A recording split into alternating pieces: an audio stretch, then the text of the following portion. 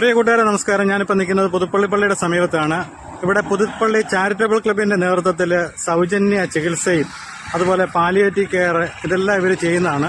അപ്പോൾ അതിന്റെ കാഴ്ചകളൊക്കെ നമുക്കൊന്ന് കാണാം. അത് ഒരുപാട് കാര്യങ്ങൾ ഇവിടെ പുതുപ്പള്ളി ചെയ്തുകൊണ്ടിരിക്കുന്ന ഒരു ചാരിറ്റബിൾ ക്ലബ്ബാണ്. അപ്പോൾ നിങ്ങൾ തീർച്ചയായിട്ടും ഈ വീഡിയോ മുഴുവനായിട്ടൊന്ന് കാണണം. ഇത് പുതുപ്പള്ളി പള്ളിയുടെ മുൻവശമാണ്. പുതുപ്പള്ളി പള്ളിയുടെ മുൻവശത്തു നിന്ന് ഞാലിയാഴിക്ക് പോകുന്ന റോഡിൻ്റെ സൈഡിലായിട്ടാണ് ഇവിടെ പാടി ഡെവലപ്മെൻറ്റ് സൊസൈറ്റിയുടെ ഒരു കെട്ടിടമുണ്ട്. അതിനുള്ളിലാണ് പുതുപ്പള്ളി ചാരിറ്റബിൾ ക്ലബ്ബ് ഇന്ന് പ്രവർത്തിക്കുന്നത്. നിരവധി ആൾക്കാർക്ക് 10-25 വർഷമായിട്ട് ഒരു സഹായ കേന്ദ്രമാണ് പുതുപ്പള്ളി ചാരിറ്റബിൾ ക്ലബ്ബ്. വൈദ്യസഹായമായിട്ട് അതുപോലെ വീടില്ലാത്തവർക്ക് വീട് വെച്ച് കൊടുക്കുന്നുണ്ട്. അതുപോലെ അവർക്ക് മരുന്ന് സംബന്ധമായ എന്തെല്ലാം ആവശ്യമുണ്ടെങ്കിൽ അത് എത്തിച്ചു കൊടുക്കുന്നുണ്ട്. അതോടൊപ്പം തന്നെ ഈ പാലിയേറ്റീവ് രംഗം, കാരണം ഇന്നത്തെ നമ്മുടെ സമൂഹത്തിൽ ഏറ്റവും കൂടുതൽ അവശത അനുഭവിക്കുന്നവരും അതുപോലെ രോഗത്താൽ വീർപ്പുമുട്ടുന്നവരെല്ലാം വീടുകളിലുള്ളവർക്ക് ഒരു വലിയ കൈത്താങ്ങാണ് ഈ പാലിയേറ്റീവ് സഹായം.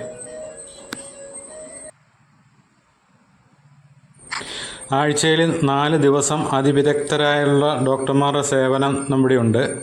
അതുപോലെ തന്നെ ഡോക്ടർമാർ കുറിച്ച് കൊടുക്കുന്ന മരുന്നുകൾ അവർക്ക് എത്തിക്കാൻ അതും ഇവിടെ തന്നെ അവർ കൊടുക്കുന്നുണ്ട്. നിങ്ങൾക്ക് കാണാം, ഇതാണ് ഡോക്ടറെ കൺസൾട്ടിങ് റൂം, ഇത് ഫാർമസി.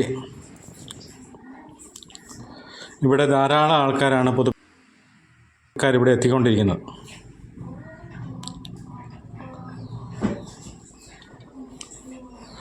അപ്പോൾ നമുക്കിത് ഫാർമസിക്കകത്തുനിന്ന് കയറാം. ഇതെല്ലാം സൗജന്യമായിട്ടാണ് ഈ മരുന്നുകളെല്ലാം കൊടുക്കുന്നത്. അതുപോലെ ഡോക്ടർമാരുടെ സേവനവും എല്ലാം സൗജന്യമായിട്ടാണ്. ഇത് പുതുപ്പള്ളിയിൽ പലർക്കും ഈ സംഭവം അറിയത്തില്ല. അപ്പോൾ നിങ്ങളെല്ലാവരും ഈ വിദഗ്ധ ഡോക്ടർമാരുടെ സേവനം പരമാവധി പ്രയോജനപ്പെടുത്തണം.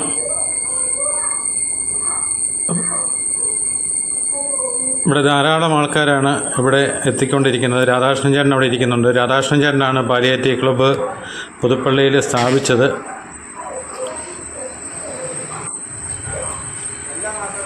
അതുപോലെ പാടി ഡെവലപ്മെൻറ്റ് സൊസൈറ്റിയുടെ കെട്ടിടമാണിത്. അവിടുന്ന് ഇവർക്കൊരു തുച്ഛമായ വാടകയ്ക്കാണ് ഇത് ഇവർക്ക് ചാരിറ്റബിൾ ക്ലബിന് കൊടുത്തിരിക്കുന്നത്. അതുപോലെ പാടി ഡെവലപ്മെൻറ്റ് സൊസൈറ്റിക്ക് പുതുപ്പള്ളി കവലയിൽ നീതി മെഡിക്കൽ സ്റ്റോറുണ്ട്. അവിടെയും മരുന്നുകളെല്ലാം വില കുറച്ചാണ് കൊടുക്കുന്നത്. അതും ആൾക്കാർ പരമാവധി പ്രയോജനപ്പെടുത്തണം. ചാരിറ്റബിൾ ക്ലബ്ബ് പുതുപ്പള്ളി, ഈ ഫോൺ നമ്പർ നിങ്ങൾ തീർച്ചയായിട്ടും സൂക്ഷിക്കണം. ഇത് എപ്പോഴെങ്കിലും നിങ്ങൾക്ക് ഉപകാരപ്പെടും. നമ്മുടെ ശശി ഡോക്ടർ ഇവിടെയുണ്ട്.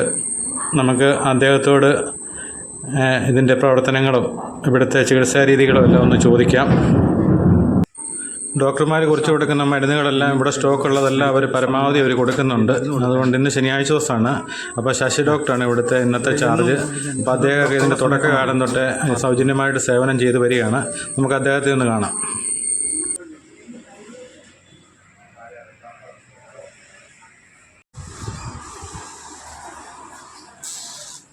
സാറേ നമസ്കാരം.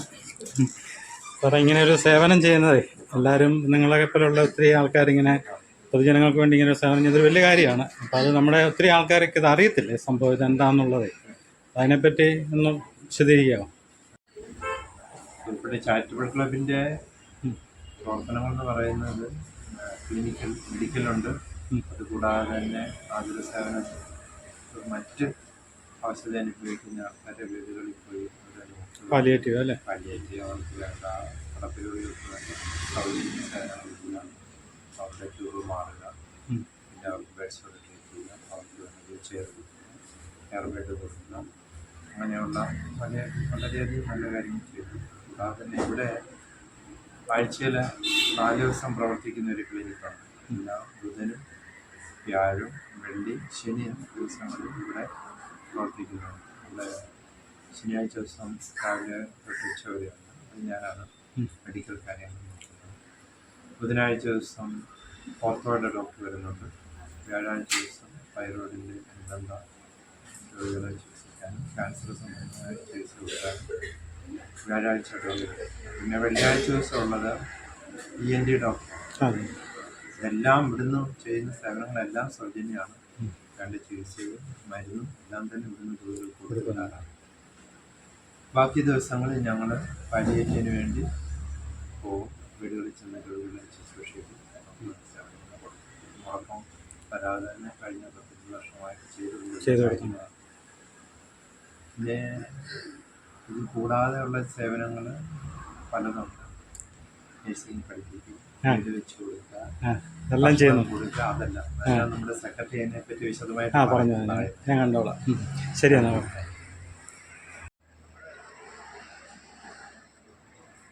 നമ്മുടെ പുതുപ്പള്ളി ചാരിറ്റബിൾ ക്ലബ്ബ് ഏറെക്കുറെ എത്ര വർഷമായി പുതുപ്പള്ളി നമ്മൾ പുതുപ്പള്ളി ചാരിറ്റബിൾ ക്ലബ്ബ് പ്രവർത്തനം ആരംഭിച്ചിട്ട് 24 വർഷമായി. ആ 24 വർഷം എന്ന് പറയുന്നതും നമ്മൾ അതിനകത്ത് 22 വർഷമായിട്ട് ഈ സൗജന്യ വൈദ്യസഹായ കേന്ദ്രം പ്രവർത്തിക്കുന്നു. അത് നമ്മൾ ആരംഭിച്ചത് പുതുപ്പള്ളി ഗ്രാമപഞ്ചായത്ത് നമുക്കൊരു സ്ഥലം പുതുപ്പള്ളി ബസ് സ്റ്റാൻഡിൽ വിട്ടു തന്നിരുന്ന അവിടെയായിരുന്നു. പക്ഷെ അത് അവിടുത്തെ ഒരു ഭാഗം പൊളിച്ചു മാറ്റിയപ്പോഴത്തേക്ക് നമുക്ക് വേറെ സ്ഥലം തന്നു.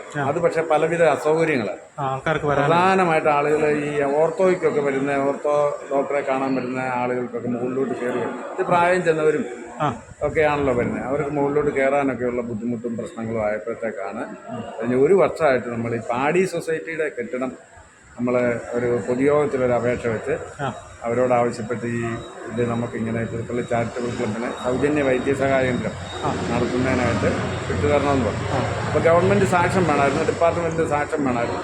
ആ സാക്ഷന് കൊടുത്തേച്ച് അതുവഴി നമുക്കിത് അവർ ആ ഭാഗം വിട്ടു തന്നു. പക്ഷെ നമ്മളിത് ആകെ പൊളിഞ്ഞ് ഒരു സുഖമല്ലാത്ത രീതിയിലായിരുന്നതുകൊണ്ട് ഇതെല്ലാം വൃത്തിയാക്കി 1.25 ലക്ഷം രൂപയോളം നമുക്ക് മുടക്ക് വന്നു. അത് വൃത്തിയാക്കി നമ്മൾ ആ ഭാഗം ഒരു ഭാഗം ക്ലിനിക്കിന് വേണ്ടി ഒരുക്കി എടുക്കുക. അന്ന് തൊട്ട് വരുന്ന ആളുകൾക്ക് മുഴുവൻ മരുന്നും കൊടുക്കുന്ന ഒരു പരിപാടി നമ്മൾ ഉണ്ട്.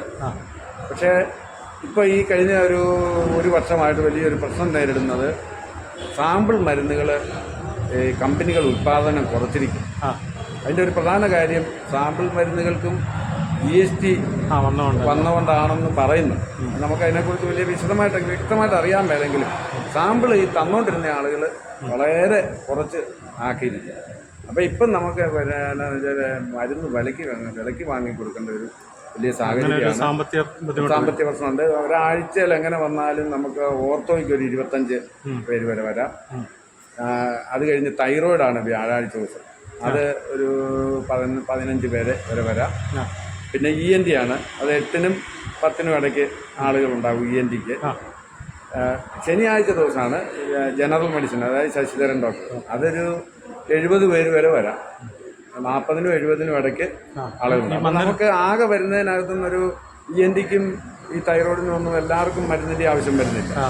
അപ്പോൾ നമുക്ക് എല്ലാവരും കൂടെ പോയാൽ ഒരു 70 പേർക്കെങ്കിലും മരുന്ന് ഒരാഴ്ച കൊടുക്കേണ്ടി വരും. അങ്ങനെ വരുമ്പം 4, 28, 250, 300-ന് അടുത്ത ആളുകൾക്ക് ഒരു മാസം നമുക്ക് മരുന്ന് കൊടുക്കേണ്ടതായിട്ട്. ഈ മരുന്ന് വിലയ്ക്ക് നമ്മളത് കൊടുക്കാതെ നടത്തിയിട്ട് കാര്യമില്ല. അതുകൊണ്ടാണ് മരുന്ന് പരമാവധി കൊടുക്കാനുള്ള ശ്രമം നടത്തുന്നത്. അത്യാവശ്യം മരുന്ന് നമുക്ക് പുതുപ്പള്ളി പള്ളി, താഴത്തെ യാക്കോബ പള്ളി, നമ്മുടെ ഇത് ഇരുന്നല്ലൂരിലെ കോതകുളങ്ങരക്കാവ് ഭഗവതി ക്ഷേത്രം, അവരൊക്കെ സഹായം, ചെറിയ ചെറിയ സഹായങ്ങൾ, വലിയ തുകയുടെ ഒന്നുമില്ല, 10,000 രൂപയുടെ ഒക്കെ ചെറിയ സഹായങ്ങൾ. പിന്നെ വിദേശത്തു നിന്നൊക്കെ വരുന്ന ചില വ്യക്തികൾ ഇതൊക്കെ കേട്ടറിഞ്ഞിട്ട്, നമ്മൾ ആരുടെ അടുത്ത് പൈസയ്ക്ക് പോവുമോ ചോദിക്കുവോ, കണ്ടറിഞ്ഞ് സഹായിക്കുന്നവരോട് മാത്രം, അല്ലാതെ ഒരാളുടെ അടുത്ത് രസീതുമായിട്ട് ഇന്ന് വരെ 25 കൊല്ലമായിട്ടും 14 വർഷമായിട്ടും പോയിട്ടില്ല, ചോദിച്ചിട്ടില്ല. പിന്നെ പ്രധാനം ഞങ്ങൾ യോഗ ക്ലാസ് 18-20 വർഷമായിട്ട് നടത്തുന്നു. അതെവിടെ വെച്ചാണ്? അത് പുതുപ്പള്ളി അധ്യാപക ബാങ്കിൽ ഉണ്ട്, കുമാരനെല്ലൂരുണ്ട്, പനച്ചിക്കാടുണ്ട്, പല സ്ഥലത്തും. അതിപ്പം നിർത്തി വെച്ചിരിക്കുകയാണ്. ഇപ്പം വീണ്ടും ഈ അടുത്ത ദിവസം തുടങ്ങാൻ പോവാം, അടുത്ത 3-ാം തീയതി തൊട്ട് തുടങ്ങാൻ പോവാം. അപ്പോൾ അതിൽ വരുന്നവരോട് ഞങ്ങളൊരു ചെറിയ ഫീസ് വാങ്ങുന്നു. അപ്പോൾ ഈ നോട്ടീസ് അടിക്കുന്ന ചിലവും നോട്ടീസ് വിതരണവും ബാങ്കിൻ്റെ ഈ ഇതിനൊക്കെ ചിലയിടത്തൊന്നും വാടക മേടിക്കില്ല. നമ്മുടെ ഈ പ്രവർത്തനം അറിയാവുന്നതാണ്. അവരൊക്കെ അവിടെ വരുന്ന നല്ല സാമ്പത്തിക ശേഷിയുള്ളവരൊക്കെ വരാറുണ്ട്. അവരിത് കേട്ടറിഞ്ഞ് 3 മാസത്തെ ബന്ധം വരുമ്പോൾ അവരിതൊക്കെ അറിയും. അവർ ചില വ്യക്തികളുമൊക്കെ മരുന്ന് വാങ്ങുന്നതിന് സഹായിക്കും.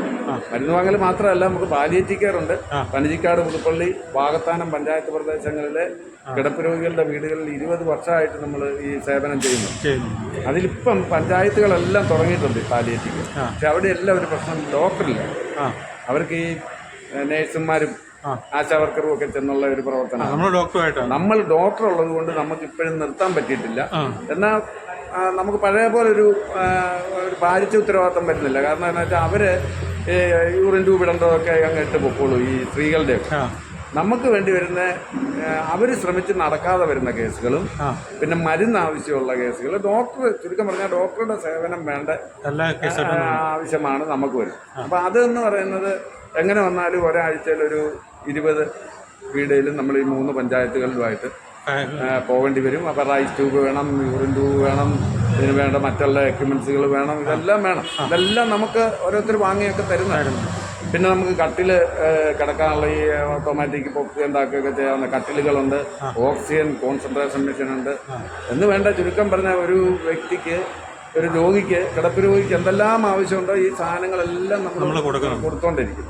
അതെല്ലാം ഓരോരുത്തരും നമുക്ക് ഓരോ കാലങ്ങളിലായിട്ട് തന്നുകൊണ്ടിരുന്നതാണ്. അങ്ങനെ നമ്മൾ ഇത്രയും ഒന്നും പ്രതീക്ഷിച്ചല്ല ആരംഭിച്ചത്. ഇപ്പം ഞാൻ നേതൃത്വം കൊടുത്ത് തന്നെ ആരംഭിച്ചതാണ്. ഒന്ന് പ്രതീക്ഷിച്ചത് ഇത്ര ഒന്നുമില്ല. ഒരു നമ്മളെ കൊണ്ട് ചെയ്യാൻ പറ്റുന്നത് സമൂഹത്തിൽ ചെയ്യുക, പ്രത്യേകിച്ച് കുടുംബജീവിതമൊക്കെ നയിച്ച് നമ്മുടെ ഭാരിച്ച ഉത്തരവാദിത്തങ്ങളൊക്കെ ഉള്ളവർക്കും സമൂഹത്തിന് എന്തെങ്കിലുമൊക്കെ ചെയ്യാൻ പറ്റും എന്നുള്ളത് കാണിക്കാൻ 12 വീട് നമ്മൾ പണിത് കൊടുത്തു.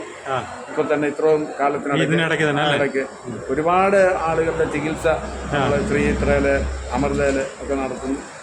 പിന്നെ വിപുലമായ നേത്ര ക്യാമ്പ്, ഒരു 500 പേർക്ക് കണ്ണട സൗജന്യമായിട്ടും 250-220 പേര് വരെ സൗജന്യ ശസ്ത്രക്രിയയും എല്ലായിട്ട് നേരത്തെ കണ്ണിന്റെ ക്യാമ്പ് ഒരു സ്ഥിരമായിട്ട് വർഷത്തിലൊന്നും ഇത് ഈ വർഷത്തെ നടത്താൻ പറ്റിയില്ല. കാരണം വലിയ അതൊരു 2.5-3 ലക്ഷം രൂപ ചെലവ് വരുന്നു. അത് ചില സാമ്പത്തിക പ്രതിസന്ധി കാരണം അതങ്ങോട്ട് ഇറങ്ങിയിട്ടില്ല. അതിനിടയ്ക്ക് മറ്റ് ഹോസ്പിറ്റലുകളുമായിട്ടുള്ള ചേർന്നുള്ള ക്യാമ്പുകൾ പല സ്ഥലങ്ങളിൽ. ഇപ്പം നമ്മൾ വെള്ളപ്പൊക്കം കഴിഞ്ഞ ആ വലിയ വെള്ളപ്പൊക്ക സമയത്ത് നമുക്കൊരു പ്രകൃതിക്ഷോഭം ഉണ്ടായി. അപ്പം നമ്മൾ കാവാലം കേന്ദ്രീകരിച്ച് ഒരുപാട് പ്രവർത്തനങ്ങൾ അവിടെ അവരന്നേരം ആവശ്യപ്പെട്ടു ഒരു മെഡിക്കൽ ക്യാമ്പ് വേണമെന്ന്. നമ്മൾ മന്ദിര ഹോസ്പിറ്റലിനെയും നമ്മുടെ ഡോക്ടേഴ്സിനെയും കൂടെ ബന്ധപ്പെടുത്തി ഒരു ദിവസം പൂർണ്ണമായിട്ട് നമ്മുടെ രക്തപരിശോധനയും എന്തെല്ലാം സംവിധാനങ്ങൾ കൊണ്ടുപോകും അതെല്ലാമായിട്ട് നമ്മൾ കാവാലത്ത് NSSൻ്റെ ഒരു ഹൈസ്കൂളുണ്ട്, അവിടെ വെച്ച് നമ്മളൊരു ക്യാമ്പ് വലിയ ചിലവേറിയത്.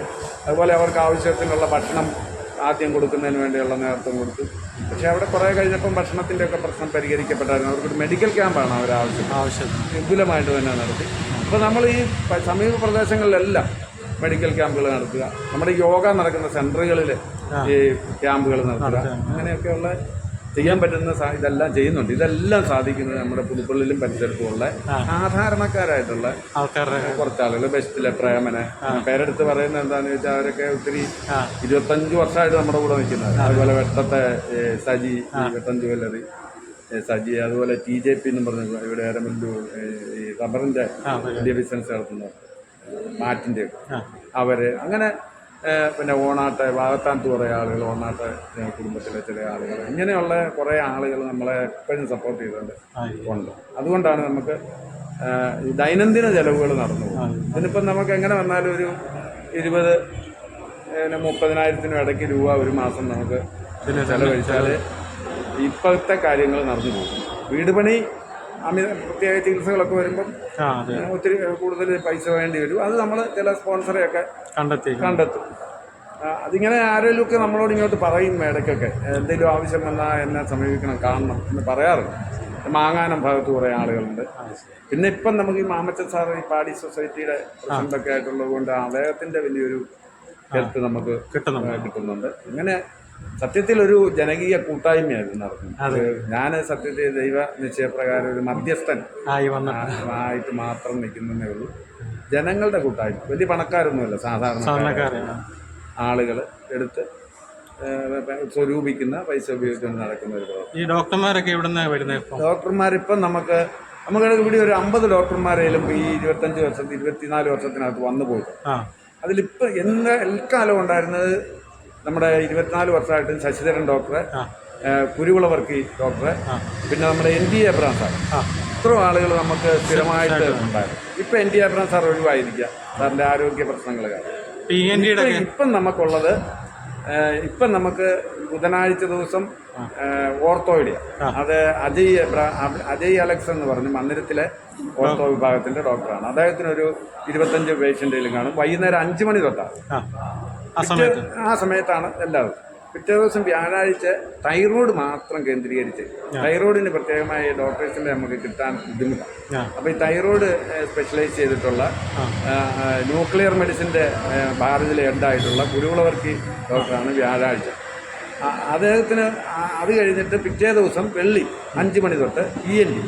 അത് നമ്മുടെ ജോസ് നമ്മുടെ ഇവിടുത്തെ വീട്ടുപേര് ഞാൻ പെട്ടെന്ന് അങ്ങ് വിട്ടുപോയി. ഭാരത് അല്ല, അദ്ദേഹവും മന്ദിരത്തിലാണ്. നമ്മുടെ ഇവിടുത്തെ വീട്ടുപേര് ഞാൻ മറന്നു. ഉമ്മൻചാണ്ടി സാറിൻ്റെ എതിർ സൈഡിലുള്ള കുറ്റിക്കൽ ജോസ് കുറ്റിക്കൽ എന്ന് പറഞ്ഞ കുറ്റിക്കലെ ഡോക്ടർ. ഇവരൊക്കെ പുള്ളി വേറെ എവിടെയോ ആയിരുന്നു. വന്നു കഴിഞ്ഞപ്പോൾ നമ്മുടെ കൂടെ ചേർന്നു. ശനിയാഴ്ച ദിവസം രാവിലെ 9 തൊട്ടാണ് ഡോക്ടർ ശശിധരൻ. അത് ഒരു 1 മണി വരെ ഇവിടെ നമ്മളെ ക്ലിനിക്കിൽ കാണും. 1 മണി കഴിയുമ്പം നമ്മൾ പാലിയേറ്റീവ് പോകേണ്ട വീടുകളിലേക്ക് പോകും. അതൊരു 5:30-6 മണി വരെ ആ പാലിയേറ്റീവ് വീടുകളിൽ ഇങ്ങനെ പോയി.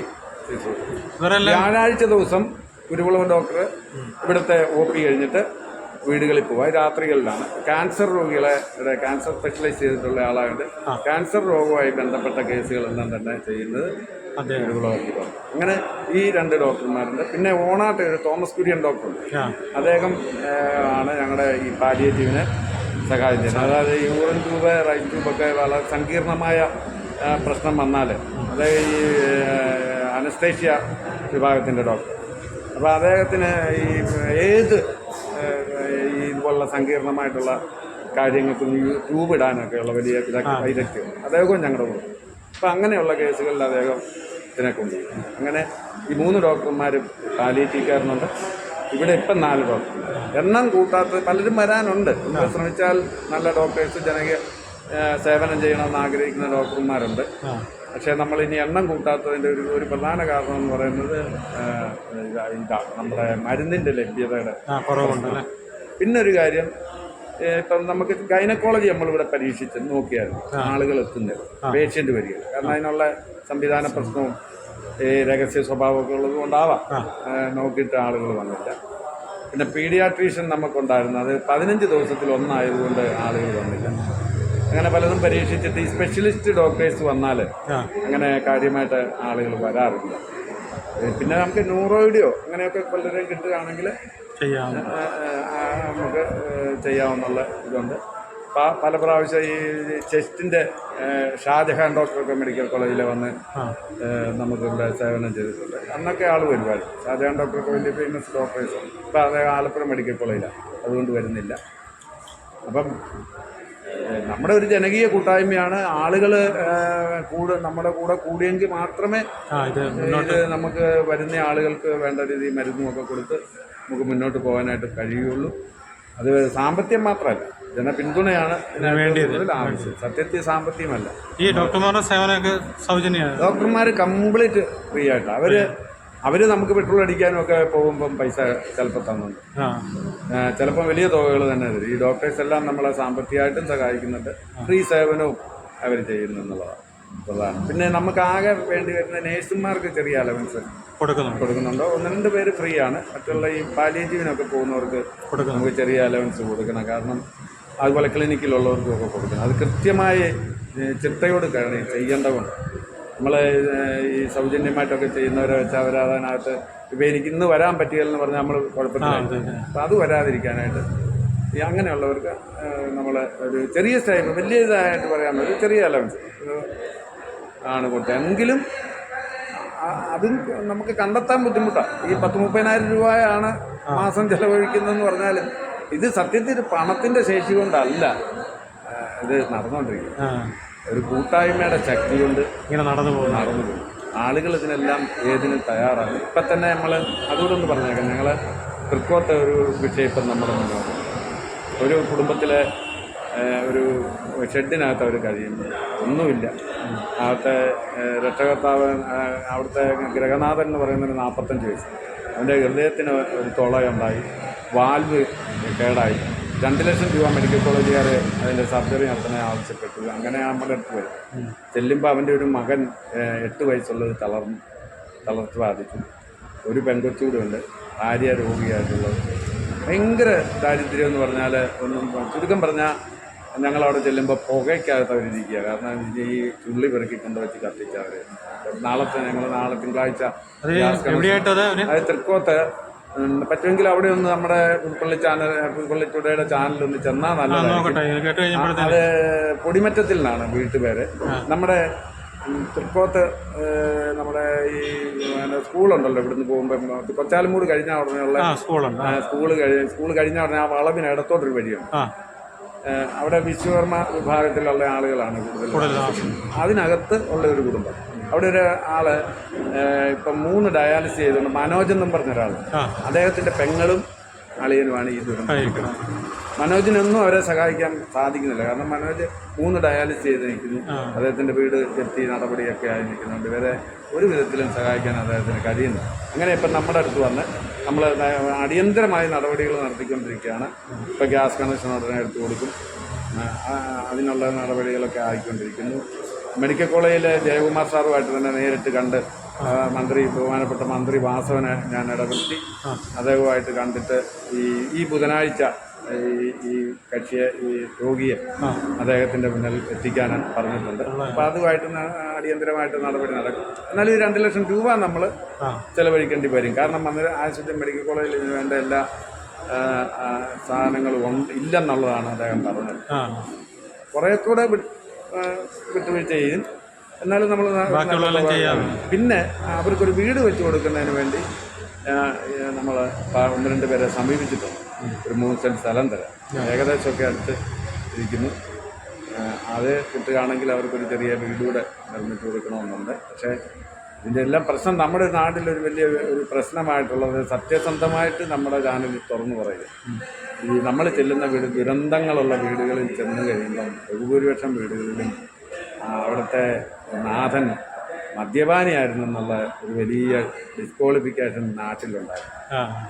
അപ്പോൾ നമ്മളൊരു കാര്യത്തിന് ഇറങ്ങുമ്പോൾ ഉണ്ടാകുന്ന ഒരു ഏറ്റവും വലിയ ഒരു പ്രശ്നമാണ്.